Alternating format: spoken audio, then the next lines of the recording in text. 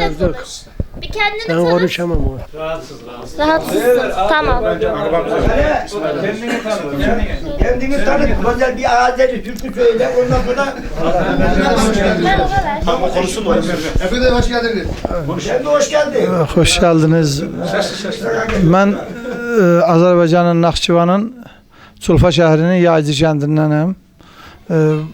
Damadın, sizdə damad deyilir, bizdə bəy deyilir. Bəyin babasıyam. Bugün gəlmişəm burada gəlin alım oğluma. Almışıq artıq. Gelin aldın mı? Gelin aldıq. Bugün düğünləridir. Sağlıq olsun ayın 13-ü 14-ü Naxçıvanda Culfanın Yaycı köyündə düğünümüz olacaqdı. Sizi də bəşlərik orada. Vallahi deyəcəyim bu qədər da. Mən söyləyim. Təşəkkür edirik hər birinizə.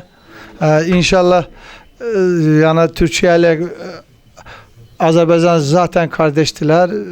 Bu kardeşliği de biz daha nasıl söyleyeyim yakınlaştırırız, daha mehriban edirik böyle. Bir de türkü söyle, kısa bir türkü söyle, Azeri türkü. Söyler o, biliyor o. Ne söyleyeyim Bir vallahi. tane söyle, bir tane. Ne söyleyeyim ne Türkçesi benim. Bildiğin bir şey söyle.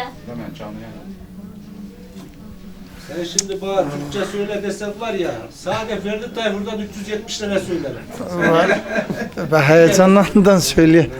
Vallahi unuttum bütün mahnıları unuttum. Bizde mahnı değil bütün mahnıları. Heyecan var herhalde Davut abi. Hiçbir şey bilmezsen Azeri'den çıktım, Kosallı'ya geldim.